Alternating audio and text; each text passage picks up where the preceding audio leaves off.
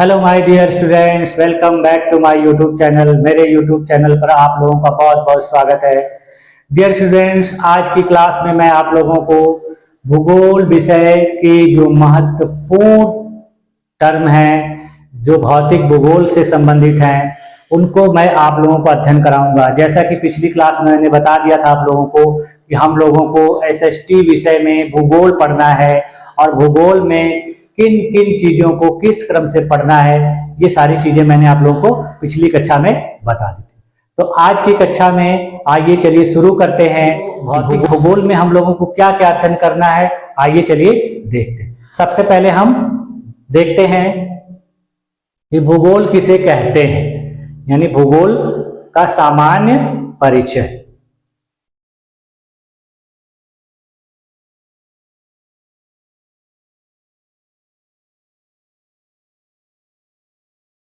हाँ देखिए, भूगोल में हम लोग को क्या देखना है, भूगोल का परिचय, यानी भूगोल विषय कब से पढ़ना शुरू हुआ या यह विषय कब आया, इस विषय को लाने का श्रेय किसे दिया जाता है, सारी चीजें हम देखते हैं। देखिए, भूगोल एक प्राचीनतम भूविज्ञान है और इसकी नींव प्रारंभिक यूनानी विद्वानों के कार्यों में दिखाई पड़ी। यानी भूगोल एक प्राचीन वैज्ञानिक विषय है जिसकी जो नींव रखी गई थी, कहाँ रखी गई थी, यूनान के विद्वानों के द्वारा, यानी वर्तमान ग्रीस नामक यूरोपीय देश। इसी देश को पहले यूनान कहा जाता था।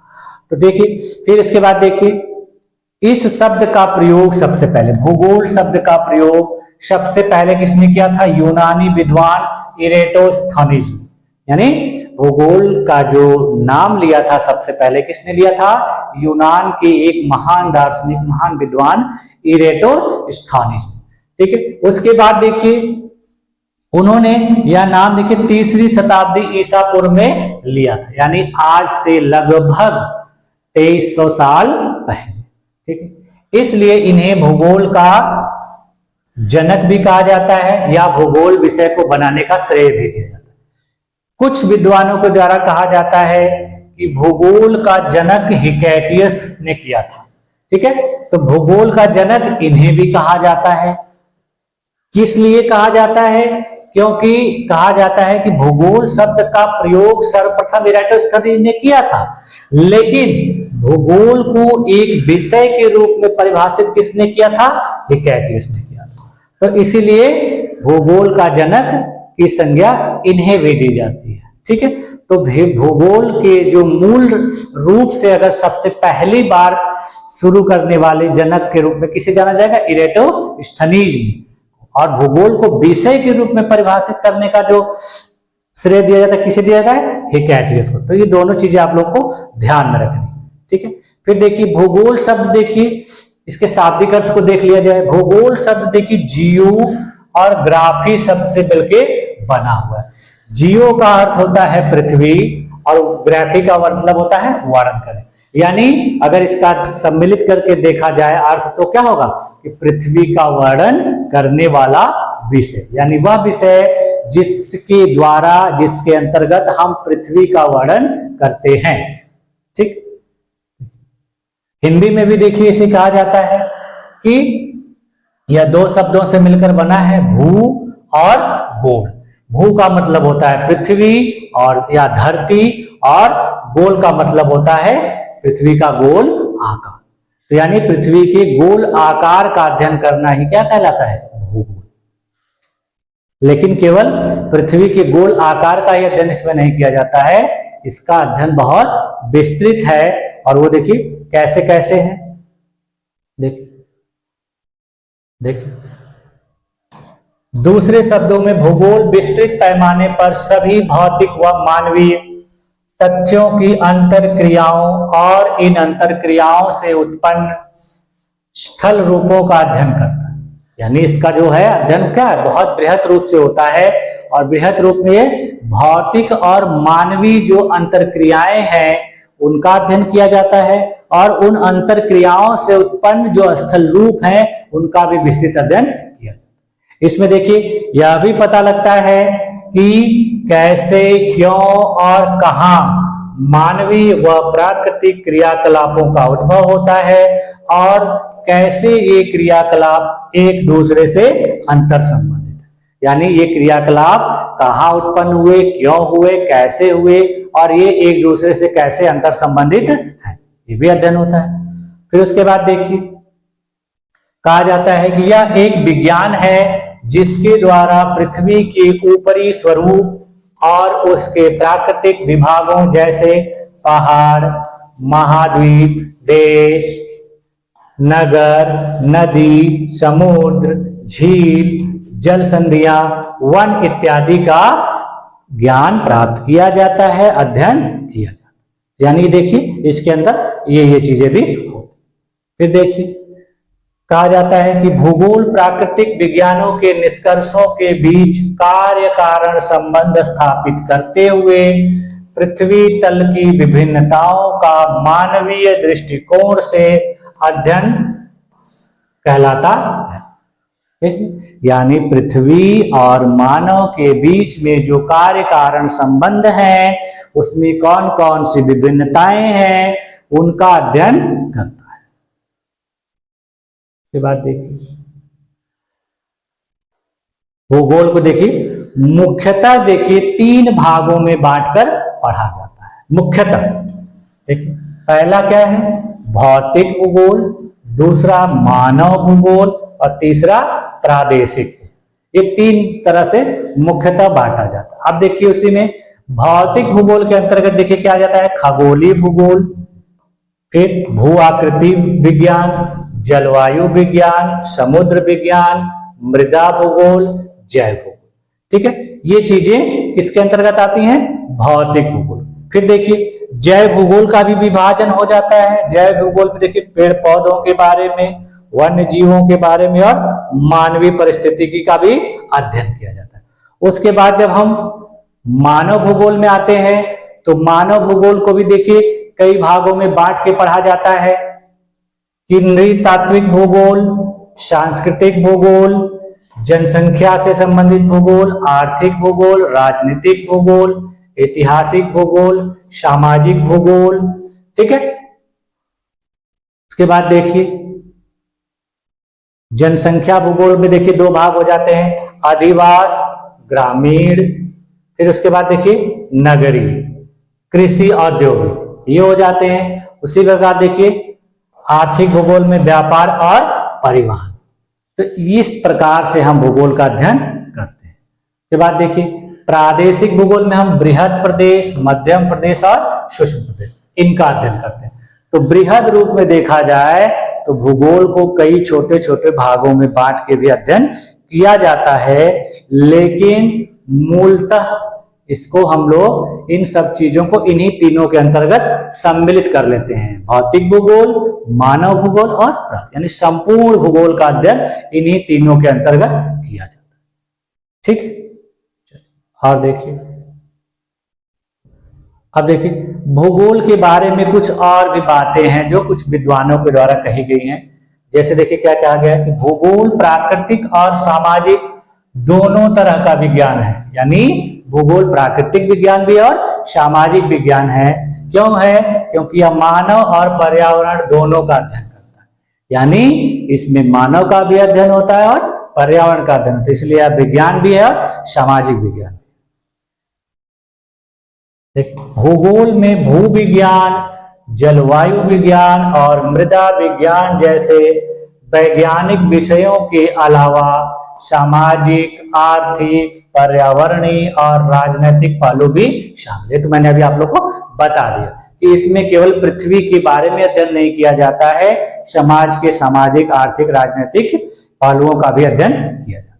ठीक है, अब देखिए हम लोग आते हैं जो हमारे मन में सबसे पहले चलता है कि आसमान में जो चीजें दिखाई देती हैं वो क्या एक ही जगह स्थिर हैं या गतिमान हैं या बन रही हैं या इनका निर्माण हो चुका है। तो हमारे मन में बहुत सारी बातें आती हैं और इसको हम लोग प्रचलित भाषा में क्या कहते हैं कि सारा ब्रह्मांड है। तो ये ब्रह्मांड है क्या, ब्रह्मांड बना कैसे, ये ब्रह्मांड कहाँ तक विस्तृत है, तो सारी बातें हम इसमें क्लियर करते हैं। देखिए सबसे पहले क्या है कि ब्रह्मांड के बारे में जानते हैं। देखिए वह अवस्था जब संपूर्ण ब्रह्मांड एक गर्म एवं सघन बिंदु पर आज से 13.7 या 13.8 अरब पूर्व केंद्रित था। यानी कहा जाता है कि ये जो संपूर्ण ब्रह्मांड था एक ही स्थान पर केंद्रित था, ठीक है, एक ही स्थान पे, और बाद में इसमें अचानक विस्फोट हुआ और विस्फोट होने के बाद यह कई टुकड़ों में बिखर गया।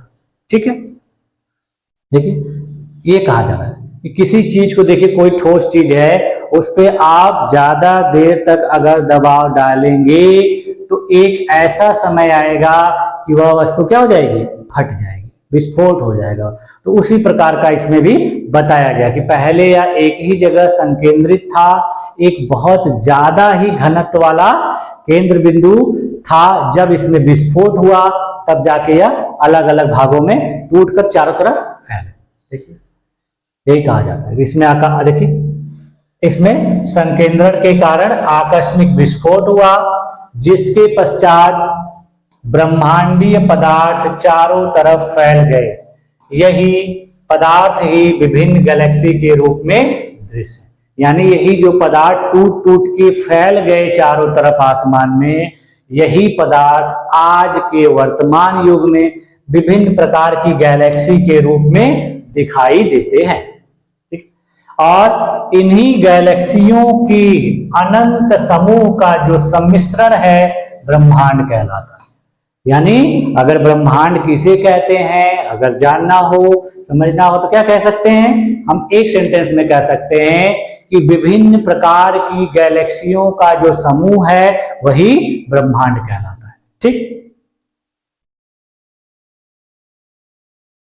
अब देखिए ब्रह्मांड का अध्ययन जिस विज्ञान या जिस विषय के अंतर्गत किया जाता है उसे क्या कहा जाता है, कॉस्मोलॉजी, यानी ब्रह्मांड विज्ञान, यानी ब्रह्मांड का अध्ययन करने वाली जो शाखा है उसको क्या कहा जाता है, ब्रह्मांड विज्ञान या कॉस्मोलॉजी।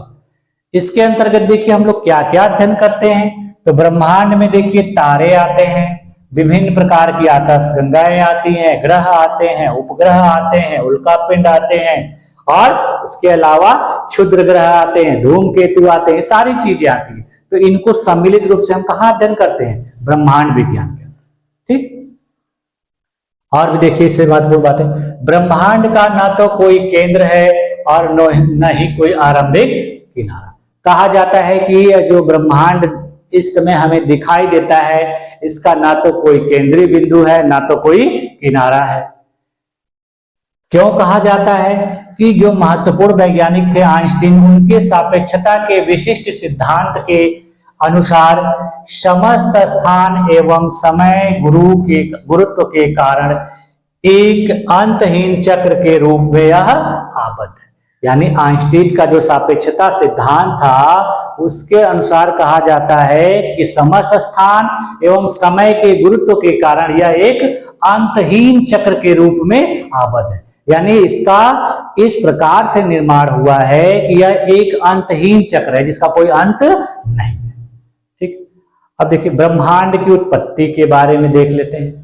तो ब्रह्मांड की उत्पत्ति कैसे हुई, तो अभी मैंने ऊपर बताया आपको। अब इसको देखिए कि ब्रह्मांड की उत्पत्ति के बारे में जो विद्वान है वो एक मत नहीं है। तो ब्रह्मांड की उत्पत्ति के विषय में 3 सिद्धांतों का प्रतिपादन किया गया है जो पूरे दुनिया में बहुत प्रसिद्ध है। देखिए उसमें देखिए एक सिद्धांत है, जो पहला सिद्धांत है उसको कहते हैं सतत सृष्टि सिद्धांत।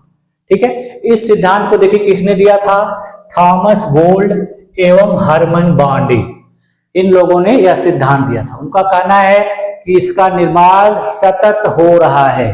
ठीक है, उसके बाद देखिए दूसरा सिद्धांत दिया था संकुचन विमोचन सिद्धांत, इसी को दोलन सिद्धांत भी कहते हैं। इसको दिया गया था एलेन संडेज के द्वारा। यानी इन्होंने कहा था कि यह जो ब्रह्मांड है वह संकुचन विमोचन की प्रक्रिया के द्वारा निर्मित हुआ है। और तीसरा जो महत्वपूर्ण सिद्धांत है जिसको आजकल महत्व दिया जाता है और इसके बारे में ही हम लोगों को बताया जाता है, पढ़ाया जाता है कि ब्रह्मांड का निर्माण किसी, वो है महाविस्फोट सिद्धांत। इसी को देखिए कहा जाता है बिग बैंग। तो इसका प्रतिपादन देखिए किसने किया था? एब जॉर्ज लेमेत्रे, यानी एब जॉर्ज लेमेत्रे नामक विद्वान ने, भूगोलवेत्ता ने बताया है कि यह संपूर्ण ब्रह्मांड कैसे निर्मित हुआ है? महाविस्फोट के द्वारा। ये महाविस्फोट सिद्धांत इनका देखिए क्या है, उसको देख लेते हैं। एब जॉर्ज लेमेत्रे द्वारा प्रतिपादित महाविस्फोट सिद्धांत के अनुसार आज से 15 अरब वर्ष पूर्व संपूर्ण ब्रह्मांडीय पदार्थ अत्यंत सघन पिंड के रूप में था। जैसे मैंने अभी आपको बताया कि एक सघन गोले के रूप में था, जिसमें विस्फोट के पश्चात ब्रह्मांडीय पदार्थ चारों तरफ फैल। इसमें विस्फोट हुआ और चारों तरफ सारे पदार्थ फैल गए। ये पदार्थ जो हैं विभिन्न गैलेक्सियों के रूप में हमें दृश्य है, यानी दिखाई देते हैं। आज करोड़ों वर्ष के बाद भी ब्रह्मांड फैल रहा है, लेकिन एक स्थान पर स्थिर है, जिसमें अनेक पिंड गुरुत्व द्वारा आपस में स्थिर अवस्था में। कहा जा रहा है कि ब्रह्मांड फैल रहा है, लेकिन जो इसमें अनेक खगोलीय पिंड हैं वो एक ही स्थान पर गुरुत्वाकर्षण बल की वजह से स्थिर अवस्था में दिखाई देते हैं और चक्कर लगाते हुए दिखते हैं। फिर देखिए कहा जाता है कि खगोल वैज्ञानिक अभी तक यह नहीं जान सके हैं कि ब्रह्मांड बंद है, अर्थात इसका फैलाव अंततः बंद हो जाएगा और सिकुड़ना प्रारंभ हो जाएगा, अथवा यह खुला है, जिसका अर्थ है कि इसका विस्तार हमेशा होता रहे।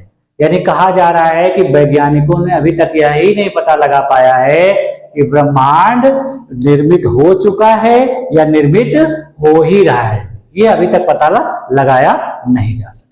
इसीलिए कुछ लोग कहते हैं कि ब्रह्मांड हमेशा फैल रहा है और कुछ लोग कहते हैं कि नहीं, यह सिकुड़ रहा है। तो ये प्रमाणित अभी नहीं हो पाया।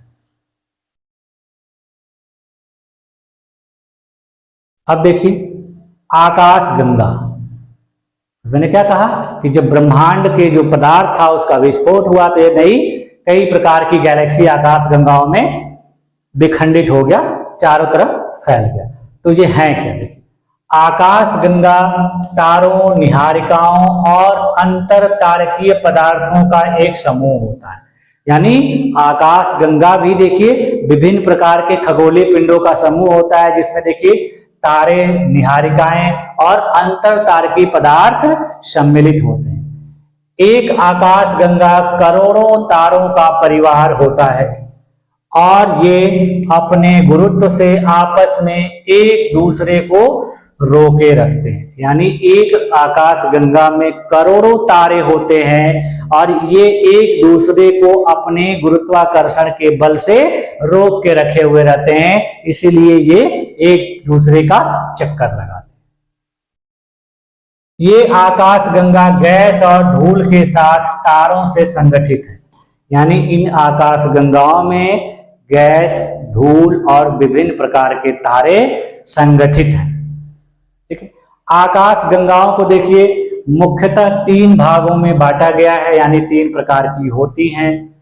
कौन कौन सी होती हैं? देखिए एक आकाश गंगा होती है जो सर्पिल होते, स्पाइरल होते, जैसे इस तरह से, देखिए इस तरह से, ठीक है। और दूसरी को कहा जाता है दीर्घवृत्ताकार, यानी इस प्रकार से। और तीसरी को कहा जाता है अव्यवस्थित, यानी कोई इसका स्ट्रक्चर नहीं है, टेढ़ी मेढ़ी है, जैसे इस तरह से अव्यवस्थित, यानी इसका कोई भी स्थायी आकार नहीं। ठीक, तो आकाशगंगा के बारे में अब हम लोग देखते हैं मंदाकिनी के बारे में। ठीक है, मंदाकिनी किसे कहते हैं, क्योंकि ये भी एग्जाम में क्वेश्चन पूछा जाता है कि हमारी आकाशगंगा कौन है। तो हमारी आकाशगंगा देखिए, यानी हम जिस आकाशगंगा के पार्ट है, यानी हमारा सूर्य जिसका भाग है और हम सूर्य के भाग हैं पृथ्वी पर, तो ये कौन से आकाश, तो हमारी आकाशगंगा का नाम क्या है? देखिए मंदाकिनी। ठीक है, इसी को कहा जाता है दुग्ध मेखला या मिल्की वे। देखिए ये जो है सर्पिला आकार की है, यानी जो पहले जो प्रकार मैंने बताया आकाशगंगा का वह उसी प्रकार की है। इसकी 3 भुजाएं हैं, सूर्य इनमें से दूसरी भुजा पर स्थित है। यानी यह सर्पिलाकार जो आकाशगंगा है उसी प्रकार की है, इसकी 3 भुजाएं हैं और इसकी जो दूसरी भुजा है उसी पर हमारा सूर्य स्थित है। ठीक है, फिर देखिए हमारी यह जो आकाशगंगा मंदाकिनी है इसका व्यास जो है 1,00,000 प्रकाश वर्ष है। यानी इसका व्यास देखिए बहुत बड़ा है, तो 1,00,000 प्रकाश वर्ष। देखिए सूर्य जो केंद्र से लगभग 2/3 बाहर की ओर है, यानी सूर्य इसके केंद्र से लगभग 2/3 बाहर की ओर दिखता है। आकाश गंगा का एक चक्कर लगभग 2250 लाख वर्षों में लगाता है। यानी सूर्य अपनी आकाश गंगा का एक चक्कर कितने समय में लगाता है? 2250 लाख वर्ष में। देखिए कितना लंबा समय सीमा है। तो सूर्य की आयु की गणना की जाए तो अब तक इसने लगभग 30 चक्र पूरे कर लिए।